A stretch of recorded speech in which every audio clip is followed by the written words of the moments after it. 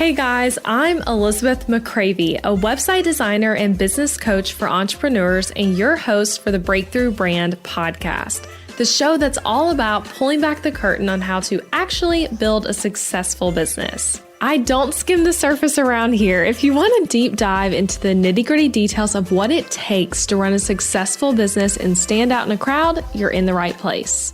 After creating a multiple six-figure-a-year website design business in my 20s, I'm ready to share everything I've learned and everything I'm still learning because I believe the keys to building a thriving business should never be a secret.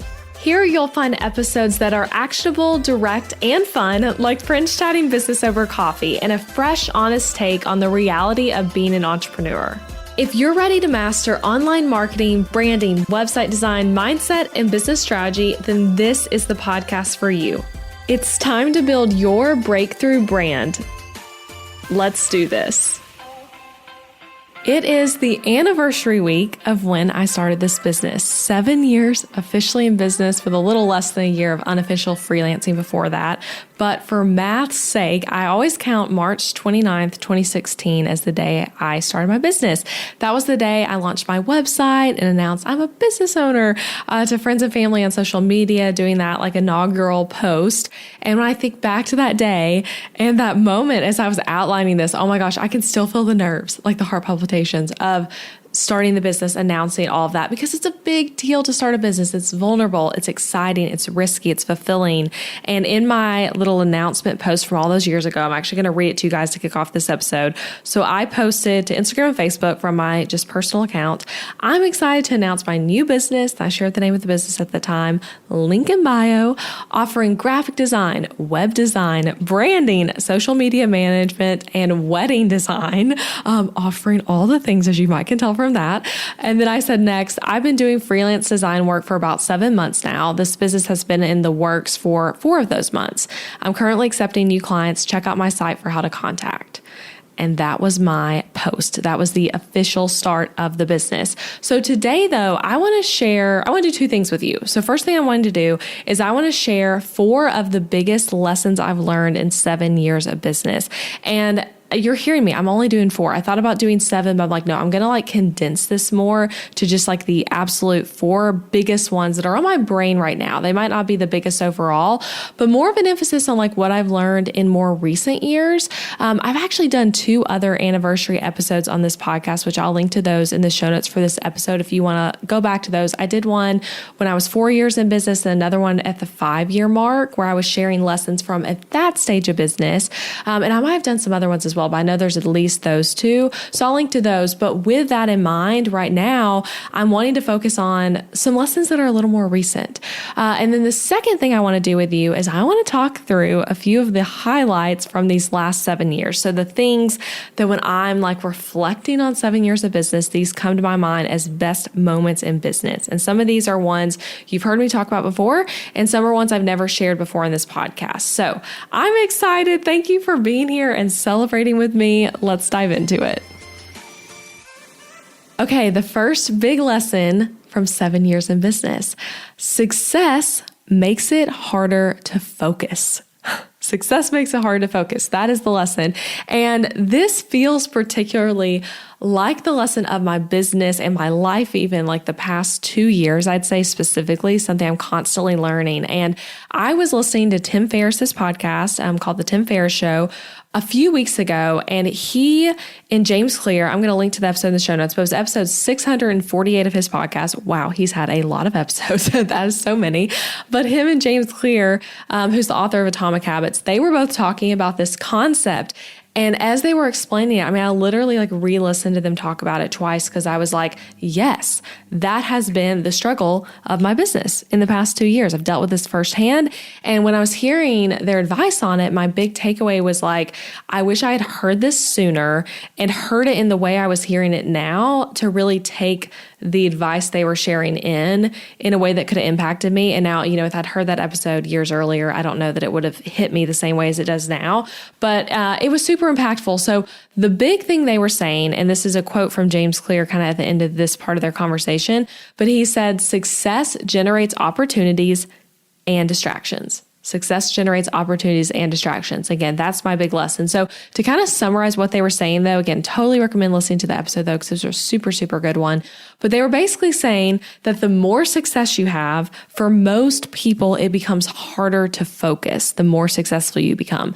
Because in the beginning stages of your career or your business, or even in the mid stages, you're basically choosing, when you're like looking at like, what are my options? What can I do here? You might be choosing between unattractive options and maybe 1 to 2 attractive options. And I definitely can relate to that. I'm like, yes, like I was at earlier points in my business choosing between less things. Not to say they were bad things, but there was less to choose between. And it might be that I've had moments where it was like, yeah, I'm choosing between this unattractive option over here, and then there's like 1 to 2 things over here. So it's really obvious that the 1 to 2 things over here that are attractive are the things I should go with.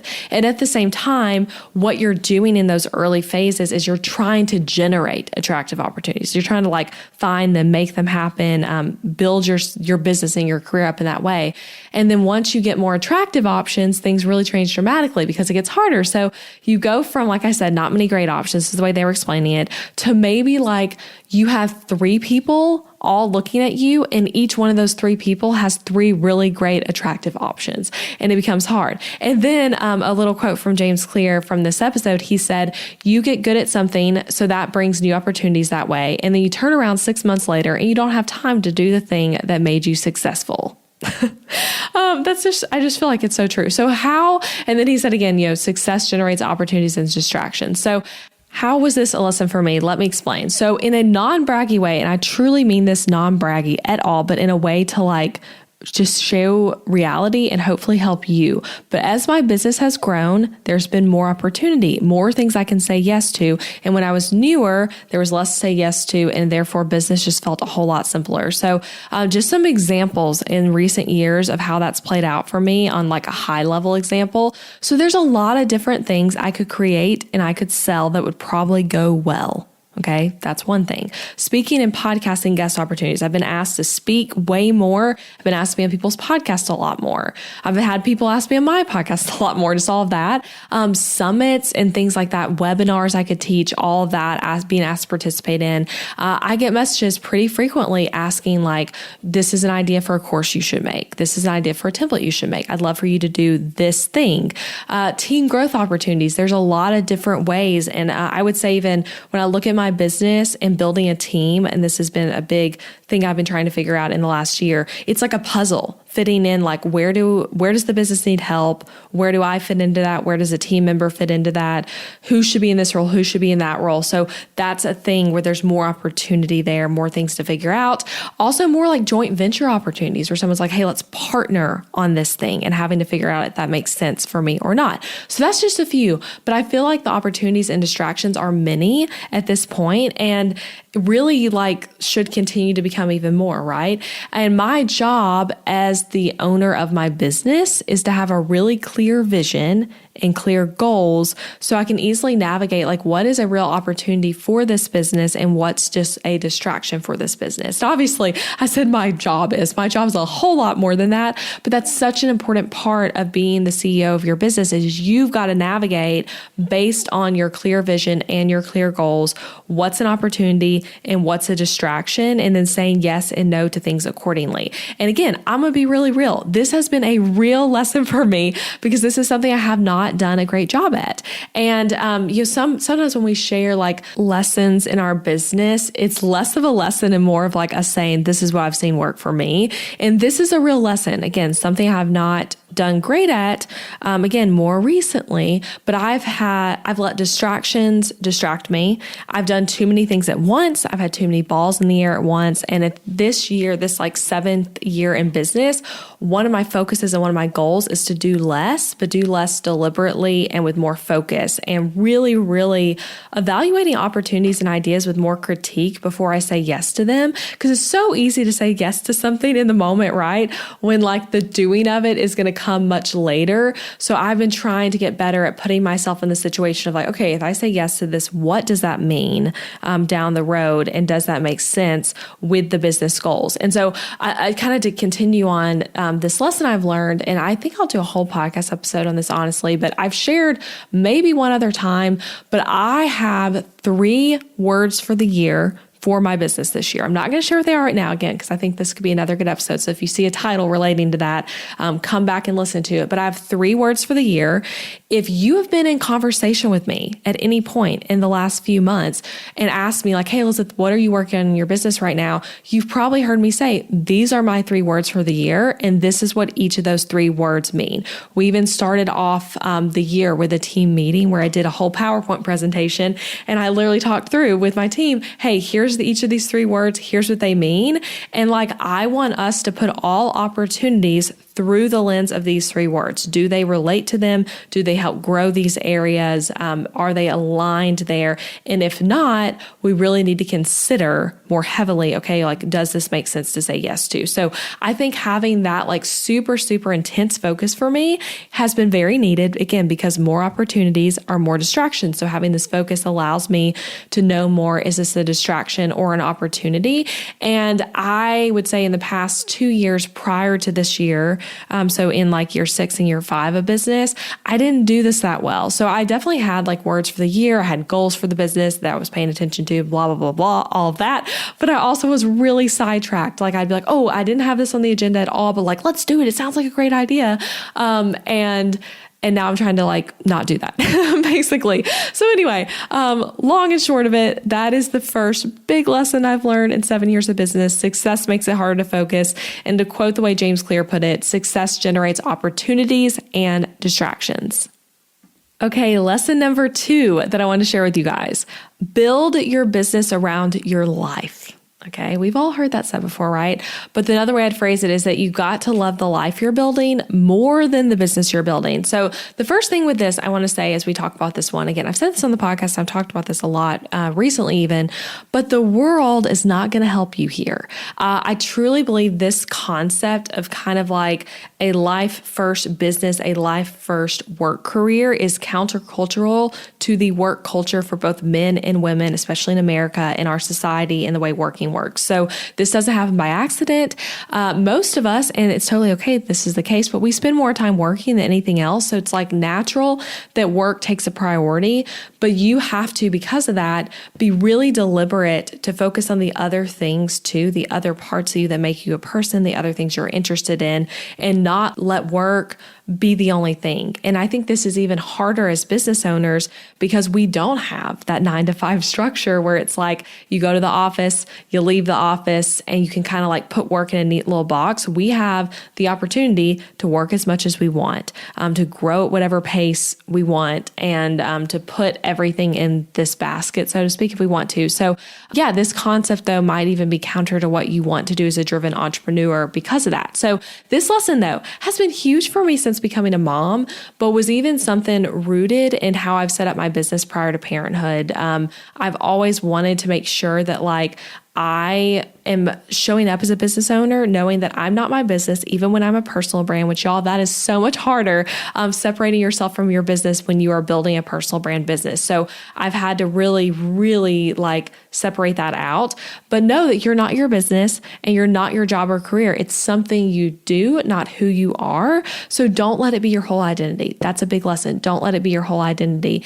And I say that about work, but I actually feel the same way about motherhood. So I don't want the fact that I'm a mom to be my whole identity. Just like I don't want being a business owner to be my whole identity, or the fact that I'm a wife to be my whole identity. So with that in mind, something I've learned is that the business I'm building, the schedule it requires, the mental load it takes, all of that, I need to see it and see the planning of all of that is something that complements the other areas of my life as well, so that I'm building like a life first business where it's not just all about working as many hours, hustling as much as possible, etc.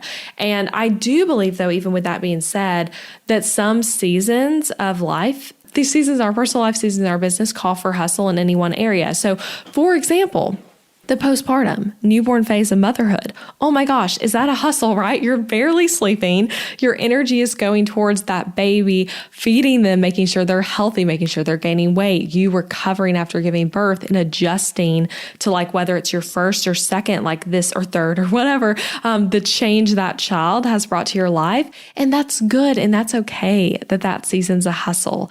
We don't really see anyone like critiquing a new mom that she's like hustling a lot and that her main focus is on this new baby. And business is allowed to have seasons like that too. So maybe when you first start your new business or you're launching a new offer or things are changing, you're hiring a new team member, you're in a launch mode, there are seasons that are like, this requires more of me. My business requires more of me right now. And that's all well and good. So I just want to make sure, and that could even be a little bonus lesson here, is that like, it's okay to have seasons of hustle in your business. It's okay if something requires more of you in this season, just like how newborn phase of motherhood requires more of you there, and that's all well and good. But it's got to be a season, is what I would say. You don't want to build a business that requires you to hustle 24/7 and not leave room for you to have other interests, other areas of life, other things you're doing. So know that you're building a life, not just a business, and really think about, as you think about building your business, like for the long term, what other things are interesting to you besides your work? And how can you make sure that your business isn't causing you not to be able to do those things?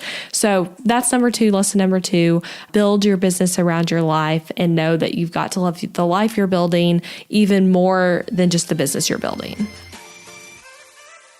All right, interrupting all these lessons real quick because I wanted to share, if you're a designer, okay, and you want to grow your business, you want to hear all the lessons I've learned building a successful design business, you've got to check out Booked Out Designer. Booked Out Designer is my course and coaching program that teaches you everything you need to know to run a successful brand and web design business, to how to get in demand, book clients, market yourself well, manage the financial side of your business, all the things. Go to elizabethmccravey.com/BOD, short for Booked Out Designer, to check it out, get all the info, read over the sales page, and feel free to send me a DM with any questions you have. I'd love to welcome you into our community of students and see you on the next coaching call.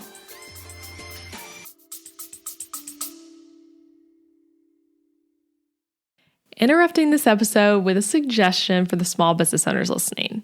Ever wonder what you should do for healthcare when you and your spouse are both self-employed, so there's no work-provided health insurance to participate in? Well, when my husband Adam joined me in the entrepreneurial job space over 4 years ago, we joined Christian Healthcare Ministries instead of getting traditional health insurance. And it was the best decision for us, especially in these years of growing and raising a family while also running multiple businesses. CHM is a health cost-sharing ministry and is a faith-based alternative to health insurance. We did tons of research before choosing CHM, and if you know me and Adam, you know we are all about doing the math when making big or small financial decisions. And even though it's not insurance, CHM shares 100% of eligible medical bills, which is more than the typical 70 or 80% of medical bills paid for by insurance companies. All sharing is determined by the CHM guidelines, which you can check out before and after joining. And for the mamas and mamas to be listening, you truly cannot find a better healthcare option for maternity care. I had a vaginal delivery and a C-section and birth center care and hospital care between my 2 pregnancies and births, and it was all 100% shared for. And outside of birth, we've had our share of emergency room visits and procedures as a family, and those costs were all shared by members at Christian Healthcare Ministries, leaving us only paying our monthly contribution. CHM is less expensive month to month than insurance, and because there's no network, you can choose your care with whichever providers best fit your family. I seriously just cannot recommend Christian Healthcare Ministries enough. You've got to check them out. Go to elizabethmccravey.com/CHM for more information. Also putting that link in the show notes, elizabethmccravey.com/CHM. Now back to the episode.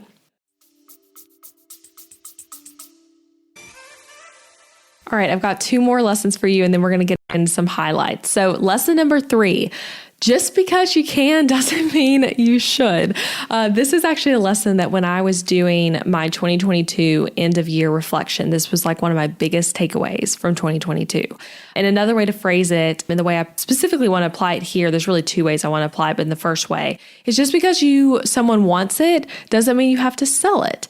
Just because you want it doesn't mean you have to sell it. So this is very closely related to that first lesson of that success creates distractions. But I see this lesson is different. Again, you can see kind of what I've been learning in my business lately as I'm talking here. I see this one is different though, because to me, this lesson of just because you can doesn't mean you should directly relates to creating new offers and new things within our business. And this one feels really vulnerable to share. So I'm going to just be real with you guys about it. So for me, I really love creating things that you guys want me to create for you. And there have been times in my business where I've operated like they want it. People are saying they want it. It's a great idea. I'll make it and I'll love it and it'll end up selling. And like people want it and I'm excited about it and therefore it's a good idea. So therefore it needs to be made. It's like a lot of just like boom, boom, boom.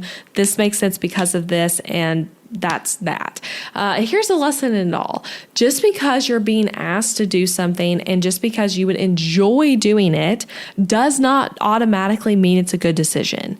And a third thing I'd even add there is just because you're being asked, just because you didn't enjoy it, and just because you'd make money from it doesn't mean it's a good decision. So hear that again. Just because you're being asked to do it, just because you'd enjoy it, and just because it would make money does not mean it's a good decision. There's a lot more filters to put things through besides that. There's more factors involved than people want it, you can make it, and you'd enjoy making it. So a challenge for me in this lesson, and a challenge for you as well, is to be okay saying to opportunities and ideas, maybe, but not right now. Be okay with saying, that's a great idea, but it doesn't fit into my business plan at this time. Back again on how this relates to what I've already shared. Like I'm saying that all the time right now. Like, that's a great idea, but it doesn't fit into my 3 words for the year for the business. So some for reals examples from me in this, and something I've had to navigate a lot in the last 7 years, particularly probably I'd say the last 3 years of business.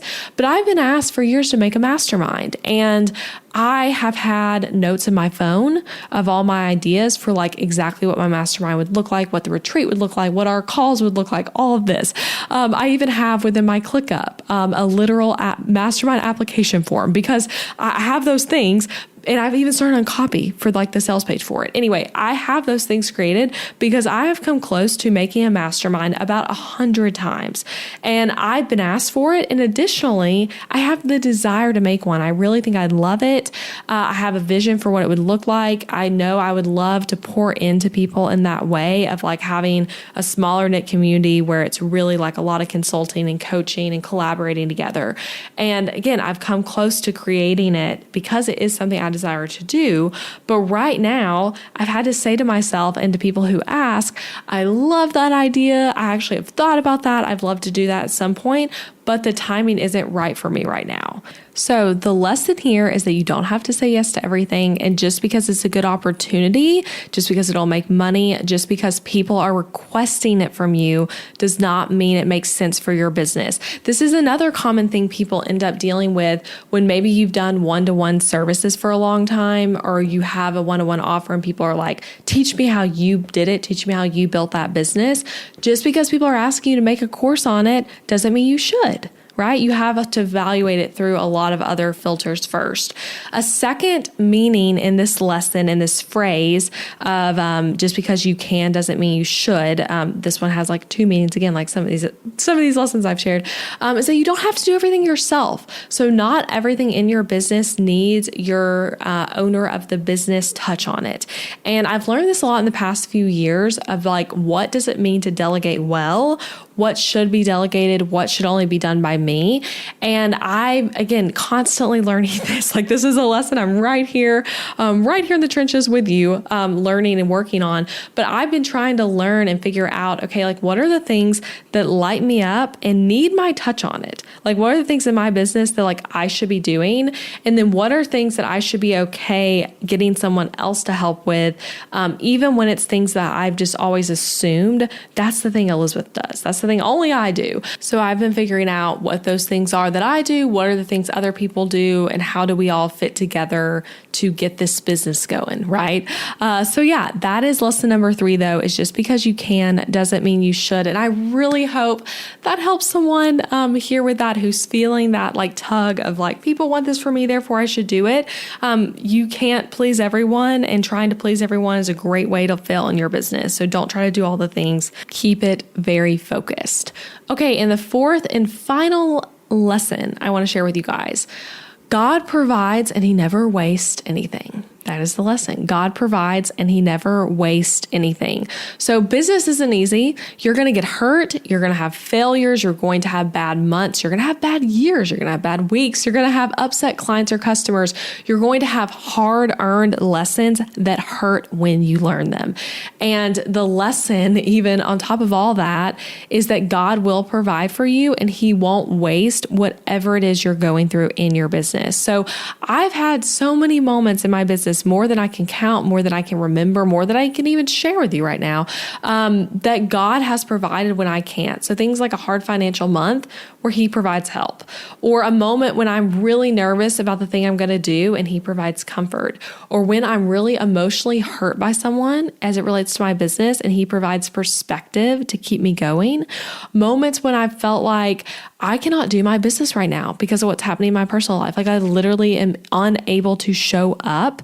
I had that hard after my dad passed away where I was just like, I can't do this. I also had that for a bit after becoming a mom where I just felt like I didn't have the energy for my business, and God provided in all of it and no moment was wasted. And when I say no moment is wasted, the way I particularly mean that and think about it is that like God uses the lessons and experiences to grow you, mold you, shape you, bring you closer to him, make you a better business owner, give you perspective.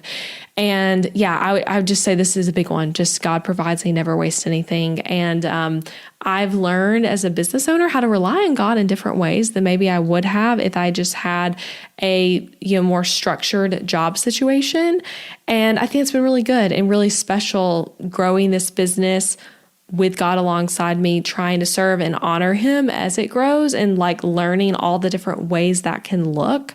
And yeah, so that's my 4th final lesson. God provides. He never wastes anything. And I hope you can see that even as you evaluate the different hard things maybe you've experienced up until this point in your own business, whether you've been in business, more like 7 years like me or less, or 10 or 20 years or whatever, that God provides and he doesn't waste it. So those are my 4 lessons. I'm going to recap those lessons real quick, just read through them so you can keep them top of mind. And then we're going to get into me just chit chat with you about some highlights. So first one, success makes it harder to focus. Second one, build your business around your life. Third one, just because you can doesn't mean you should. And then the final lesson, God provides and he never wastes anything. Now, let's talk about some highlights. So something funny, Adam and I we were sitting around after Colin was asleep last night having drinks, and I was telling him I'm going to record this episode tomorrow. And like I made a little list on my phone of like the business highlights I want to share. And something I realized like reading over the highlights is that the things that are meaningful and enjoyable often in our memories, where we're like, oh yeah, that was awesome. This was so big. That was so meaningful.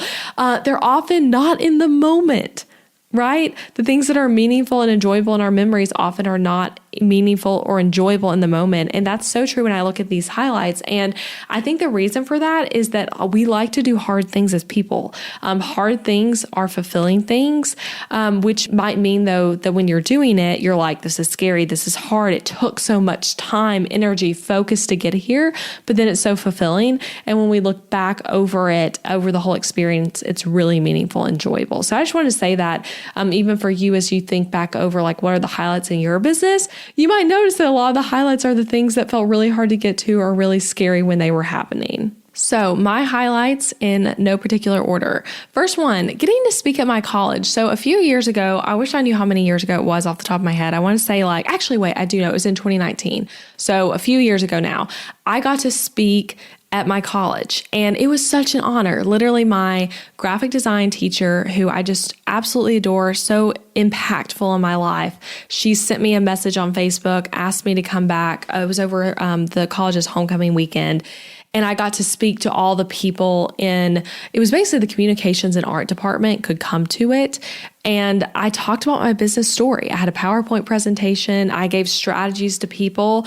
I'm talking to college students about like, if you are thinking you want to start a business, what that could look like. And this was a highlight for me because really early on in my business, when I was writing down in one of my many business journals, I wrote down things that would just be a really cool thing to happen. And I wrote that I would love to go back and speak at my college. And something about that just felt really fulfilling and exciting to me because I loved getting to hear from people who I could look up to when I was a college student and a high school student even, who were showing me like, what can your career look like after this? So that was really impactful to me. My dad and mom and Adam were all there and got to come watch me, which was really cool. Both of my parents had never seen me really do anything like that. So it was fun having them there. And yeah, so that was a big highlight from my 7 years. Second highlight, oh my gosh, this was a huge highlight. So it was also the same year. So at United 2019, which was Show It's conference, they don't do anymore. It's been replaced with the Spark conference now. But Show It, which is the website builder I use, that's what my templates work with, they had this United conference. And I went for the first time in 2019, and I won the Show It Tier of the Year award at that. And I would say just that whole conference experience was a highlight, like literally down to little tiny moments throughout it, like meeting people who listen to this podcast edit, getting to do website coaching. That's what I was doing there. I was like attending the conference, but then also meeting one-on-one with people who wanted help looking over their website, looking at their SEO. That was really fun.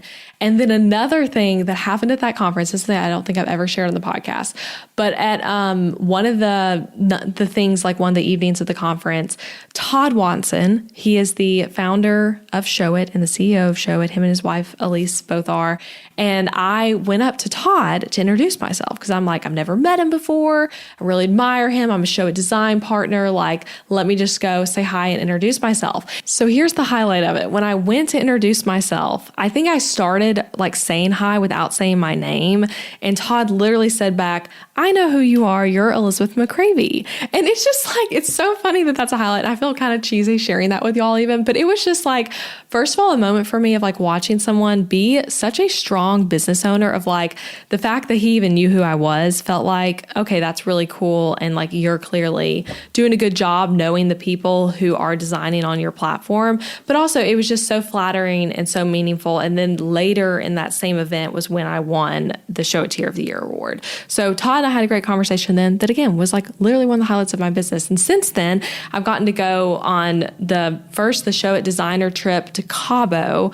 That was in 2020. That was another huge highlight of my business, just being there with all these other really successful Show It designers and collaborating together, getting to learn what was going on with Show It, getting to be with the Show It team. And then additionally, I would say another highlight would even be the Show It design partner trip I went on last year. Again, so I've gotten to spend more time with Todd since then, but that was a fun little highlight when I first met him. So those Show It trips, winning the Show It award, meeting Todd, being at United, all really big highlights. A third highlight from my business, my Sarah Blakely mug situation. I've shared this story so many times. I'm not going to share like the full thing right now, but basically long and short of it, I have an Etsy shop. You might totally not know because it's not something I talk about much. It's less than 1% of my business's revenue, but I have an Etsy shop where I have coffee mugs that say fun quotes on them. I started it as a true passion project and it's grown a lot. I've had over 600 sales now, if not more than that at this point.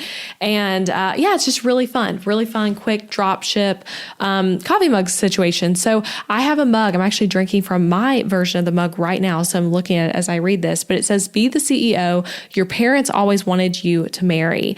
And I had someone order that mug for me, told me they were ordering it for the best boss ever. And I'm like, oh, cool. Enjoy the mug. And then a few weeks later, Sarah Blakely, who's the CEO and founder of Spanx, she's also just such an influential woman when it comes to female entrepreneurship.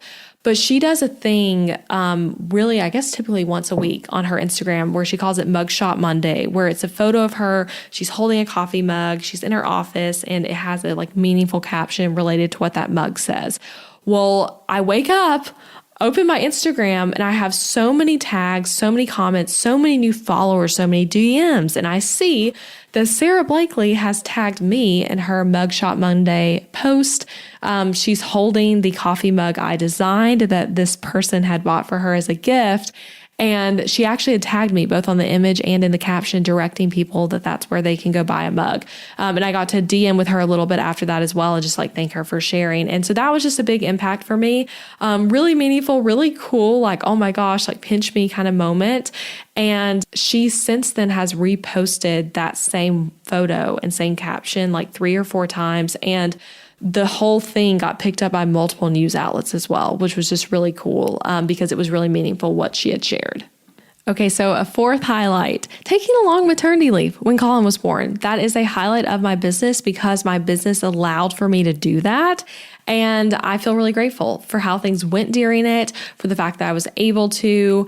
And I know that that's not reality for a lot of people. So that's something that I am like, wow, so grateful for that. And it was a highlight. I loved getting to have that really big break and just working on the things I wanted to during that time, the things that like need my attention, but generally being away. 5th big highlight, selling out Booked Out Designer when it first opened for its first beta round in an hour. That literally could be the whole highlight, like the biggest highlight. I said these aren't in any order, but that is definitely one of the biggest ones and the most like pinch me moment ever. I mean, I did a whole podcast episode about that. So you guys can scroll back and find that one. I can put the info for what episode number it was in the show notes. But basically, I did a beta launch of the course and I only even released it to people who were on the wait list. So I didn't even like promote it on Instagram, anything like that. I promoted that you should get on the wait list on Instagram, but on the morning it launched, there was no like click here to buy from Instagram. I sent out an email and I had, what was I limited to? I was limited to 30 spots. And within 1 hour, really more like 45 minutes, I had filled all those spots and then 10 additional ones because I did not turn off the cart quickly enough. So that was just a huge highlight, like watching the eagerness of all those founding member students who were just like, they clearly had been waiting for and excited for me to make this. And then I would even add on top of that, like the process of like creating Booked Out Designer was a big highlight for me in my business. I was at a mastermind retreat last month. And at that, one question we kind of got asked that we all kind of threw around answers to is like, what's the time in our business when we felt most creative? For me, when I made Booked Out Designer is probably one of the times I felt most creative in my business. And it was just like such a beautiful experience making it and kind of getting to co-create it because I had beta launched it with those founding member students where I could ask them like, hey, what are your questions about this topic? What do you want to know about this? And it was just such a wonderful experience. So selling out the course and then additionally getting to make the course would be just a huge, huge, huge highlight and just such a positive memory in my business. 6th thing, making my first overnight template sale. And this is, again, something I super still remember happening. So I was in Atlanta, and this would have been years ago, like earlier on in my business when I first started my template shop. So maybe like 2018, I guess. I was traveling to Atlanta. I was there visiting my in-laws. This was before Colin was born.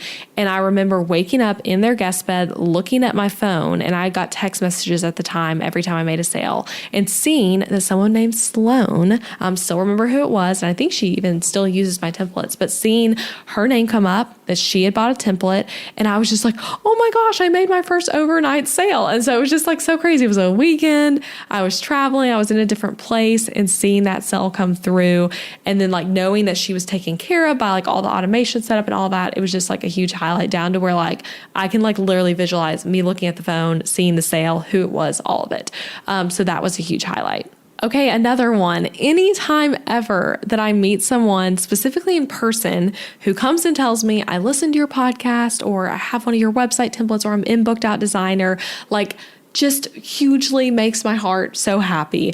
And that's happened to me. I feel like it's even a bigger thing when it happens outside of like a conference or something, because then it is more like spotted in the wild. But even just like in December, I want to say, of last year, I was at the factory in Franklin, which is a place we like to go hang out a lot. And a really nice woman came up to me and told me that she listens to my podcast. And it was just like such a meaningful conversation. She got to meet Colin and Adam, and I got to meet her family as well. So like moments like that just feel really huge and exciting to me. So whether it's something like that or at a conference where I'm just getting to like talk to people and meet customers and meet you guys who listen to the podcast in real life.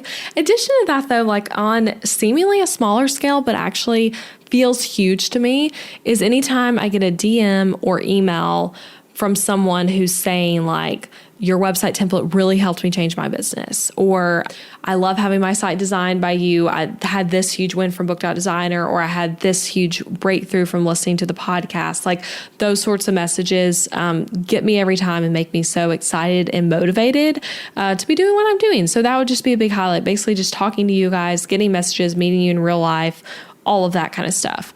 Final one I have on my list, I'm wondering if I'll think of another one as we're talking, but final one I had on my list, and this is a great example of one that's like, oh my gosh, so scary in the moment, but such a good thing to look back on, is when I got to speak at Business Boutique. And that was in 2018, I want to say. And that was the first time I ever did any sort of public speaking for my business. And I really just like jumped in head first into the deep end with it, because it was 3,000 people in the audience. And I've never since then have not spoken at anything that big. So it really was like I did the first thing really big and then have since done other things where I've spoken longer, but for less people. But that was just a huge highlight. Such a scary, scary moment. A lot of preparation went into it. And then I think I've shared in the podcast before, but it was so funny because we had been sent prep questions. It was like an interview style. It was a panel at the conference, but we had been sent prep questions. And then right before we went on, Christy Wright, who was in charge of Business Boutique, the conference isn't happening anymore, but she like told me and Amy that she's going to like just go off with different questions. Like, I know they sent you questions, but I'm thinking we'll go a different direction. So I really learned in that moment to like think on my toes with answers to things, because I feel like I had very like prepped and practiced answers to everything and then had to kind of throw it all out. So yeah, that was a really big highlight for me in my business. And y'all, I could talk about so many others. I said I might think of others, and I definitely have, and I'm just going to run through some really quick and not talk in detail about them. But other big highlights would definitely be starting my template shop, like creating them, launching it, making those first sales, and that becoming a thing. Starting this podcast was a huge, scary, exciting highlight, and I'm so grateful that I'm like still doing it all these years later. Another big highlight would be hiring. Specifically, I would say hiring 2 team members, Stacy and Abby. They've both been with me the longest, and both were hired at different times. But both of those moments were just like so huge. And it's so fun that we're all still working together all these years later. But those 2 hires specifically were like big pivotal things, I would say, in my business, and really big positive memories. And they both have helped in the business, help it grow so much over the years. So those are just some random highlights. Again, I feel like I'm going to like stop the mic recording and I'm going to be like, oh my gosh, I forgot this one really good one I wish I'd shared with them. But I'm going to leave it at that and say thank you for being here. Thank you for supporting this business. Yeah, that's what I want to close with. I don't have this in my notes, but I want to say a big thank you. Seriously, I could not do what I do without you guys. And when you're supporting this business, you're supporting so much more. You're supporting me being able to pay other people, like I just said, Abby and Stacy. You're supporting me being able to support my family. You're supporting us being able to tithe to a lot of different ministries and nonprofits. And it just, I'm so pinch me every day that I get to do what I do. So I couldn't do without you guys. And I want to say thank you.